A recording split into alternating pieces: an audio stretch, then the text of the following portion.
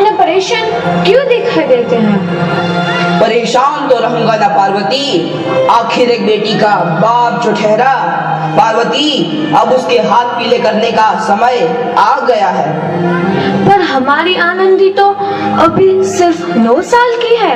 अभी तो उसके पढ़ने, लिखने और खेलने कूदने के दिन हैं। देख पार्वती, लड़कियां पराया धन होती है और जितना जल्दी इन्हें घर से विदा कर दे उतना अच्छा है। कल से आनंद की पढ़ाई लिखाई बंद। पर बापू, इसमें मेरी क्या गलती है? आप मुझे पढ़ाई करने क्यों नहीं देते? तेरी गलती है कि तू एक लड़की है। लड़का होती तो क्या बापू? लड़का होती तो क्या? ऐ लड़की, ज्यादा जबान ना चला, नहीं तो जबान हलक से खींचकर बाहर निकाल दूंगा। बापू, मैं पढ़ लिख कर कुछ बनना चाहती हूँ। मेरी पढ़ाई ना रोको बापू। आनंदी, तुझे पढ़ना है तो पढ़, लेकिन सारी उम्र बाप की छाती पर यूं बोझ बनकर ना बैठ। पर बापू, अभी तो मेरी उम्र पढ़ाई लिखाई की है। मुझे पढ़ लिख कर डॉक्टर बनना है। पढ़ाई पढ़ाई पढ़ाई, आज तो तेरी इन किताबों का काम तमाम करके ही छोड़ूंगा। ये ले। नहीं बापू, मत फाड़ो बापू। मत छोड़ी। नहीं बापू, नहीं। बापू, ये तुमने क्या किया? तुमने मेरी इन किताबों को ही नहीं फाड़ा बापू, मेरी किस्मत फाड़ दी, मेरी किस्मत। ये कॉपी किताबें ना सिर्फ छोरों के हाथ में अच्छी लगती है, लड़कियों के हाथ में तो सिर्फ मेहंदी अच्छी लगती है, मेहंदी। पर बापू, मैं लड़की हूँ तो क्या हुआ? लड़का और लड़की तो हमारी दोनों आंखों के समान होते हैं। चुप कर आनंदी, और यह एहसान मान कि अब तक जिंदा है तू।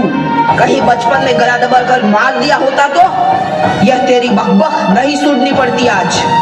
पर बापू, मुझे चूल्हा जलाना अच्छा ना लगे है।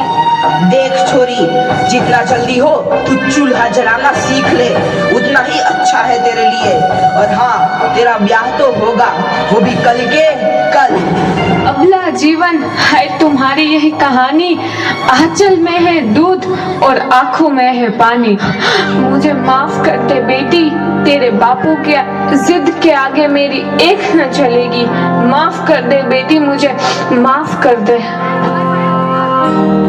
इस प्रकार मात्र 9 वर्ष की छोटी उम्र में आनंदी का विवाह गोपाल राव जोशी से हो गया।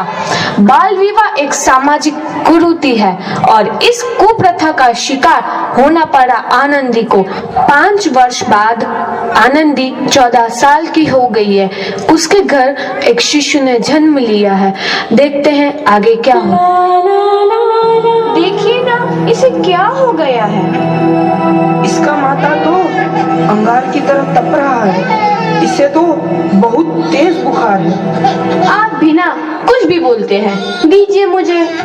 माधव, जल्दी से वैद्य जी को बुला के लाओ। जी, अभी बुला के लाता हूँ। ये तुम क्या कर रही हो आनंदी? भगवान की विभूति लगा रही हूँ। बस करो आनंदी, ये सब अंधविश्वास है। अरे आप यकीन तो कीजिए, भगवान की कृपा से इसका माथा ठंडा हो रहा है और बुखार भी उतर गया है ना बाबू? देखिए, दीजिए मुझे। उठो बाबू, आंखें खोलो, तुम्हें तुम्हारी माँ बुला रही है। आंखें खोलो, देखिए ना इसे क्या हो गया है। आंखें भी नहीं खोल रहा। आंखें खोलो बेटा। आप चुप क्यों है? आंखें खोलो बेटा, आंखें खोलो। आनंदी, हमारा बेटा कभी आंखें नहीं खोलेगा। नहीं, ऐसा नहीं हो सकता। मेरे बेटे को मुझसे कोई नहीं छीन सकता, कोई नहीं छीन सकता। पागल मत बनो आनंदी। माधव,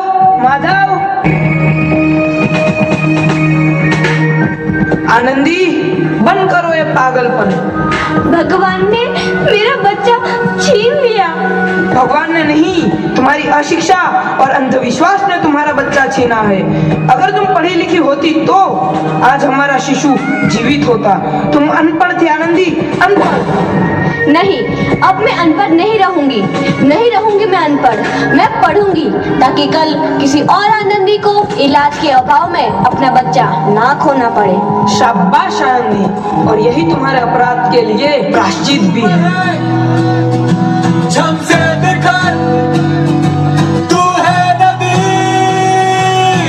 आनंदी, तुम्हारी 12वीं का परिणाम आ गया है। तुमने पूरे कॉलेज में प्रथम स्थान अर्जित किया है।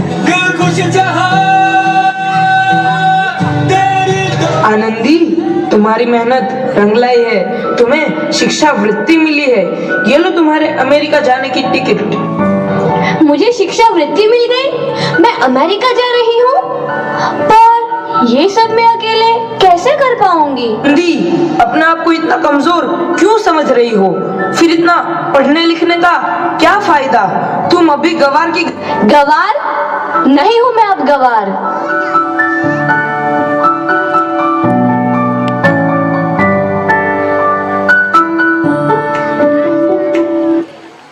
तो इस प्रकार 7 अप्रैल 1883 को आनंदी अमेरिका के पेंसिल्वेनिया के लिए रवाना हुई और 3 साल बाद उन्होंने डॉक्टर ऑफ मेडिसिन की उपाधि प्राप्त कर ली। इधर आनंदी के पिता की तबीयत बहुत खराब है। आगे क्या होता है देखते हैं। लगता है अब मेरे जाने का समय आ चुका है। मैं नहीं बचूंगा। ऐसा मत बोलो। शहर के सिटी हॉस्पिटल में अमेरिका से डिग्री लेकर कोई बड़ा डॉक्टर आया है। एक बार वहाँ चलकर दिखा लेते हैं। हाँ, सही बोला भैया। कम से कम दिल को तसल्ली तो मिल जाएगी। हाँ, चलो चलो जल्दी हॉस्पिटल चलते हैं।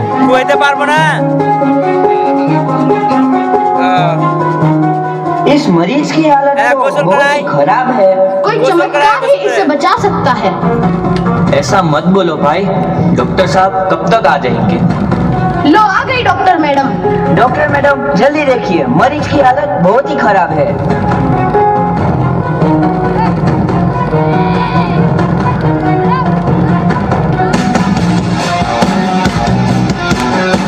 अब आप बिल्कुल ठीक हैं। मौत के मुंह से आपको बचाया है डॉक्टर मैडम ने। डॉक्टर साहब ने मुझे बचा लिया। मुझे मिलना है डॉक्टर साहब से। डॉक्टर साहब नहीं, डॉक्टर मैडम बोलो। डॉक्टर मैडम, उन्होंने ही तुम्हें जीवन दान दिया है। लो आ गई डॉक्टर मैडम, मिल लो उनसे। डॉक्टर मैडम, आपका बहुत बहुत धन्यवाद। आपने मेरी जान बचाई। इसके बारे में मैं गरीब भला आपको क्या दे सकता हूँ? वचन, वचन चाहिए मुझे कि कभी ये नहीं कहोगे कि लड़कियाँ कुछ नहीं कर सकती। वचन? ये कैसा वचन? अरे श्यामलाल, तुमने पहचाना नहीं? तुम्हारी बेटी आनंदी। आनंदी? मेरी बेटी आनंदी? डॉक्टर? हाँ बापू, वही आनंदी जिसके लिए बचपन में तूने चूल्हा और दूल्हा के अलावा कुछ नहीं सोचा था। आनंदी, आनंदी मेरी बेटी, मुझे माफ कर दे। मैं तेरा गुनहगार हूँ बेटी। नहीं नहीं बापू, वही आनंदी जिसके हाथ पीले करके तुम उसकी सारी जिंदगी काला कर देना चाहते थे।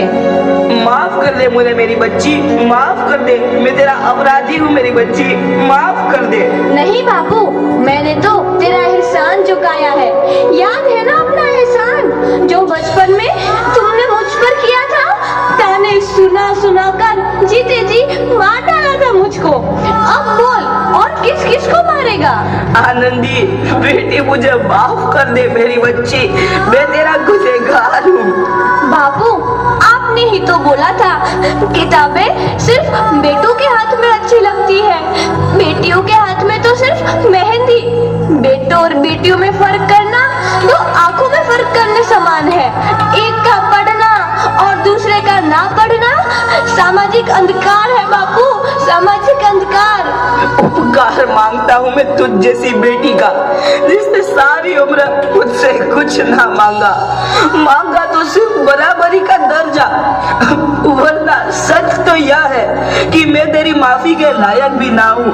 मुझ जैसा बाप तेरी बराबरी कर सके, उसके मैं लायक भी ना हूँ मेरी बेटी, मैं लायक भी ना हूँ। अपने बापू को क्या माफ नहीं करोगी आनंदी? माफ कर दो आनंदी, माफ कर दो। सुबह का भूला यदि शाम को घर लौट आए तो उसे भूला नहीं कहते। बापू। तो इस प्रकार आनंदीबाई जोशी ने अपनी मेहनत और अटूट इरादे से न केवल भारत की पहली महिला डॉक्टर बनी, बल्कि आगे चल के उन लड़कियों के लिए सुनहरा रास्ता दिखा गई जो जीवन में कुछ करना चाहती थी।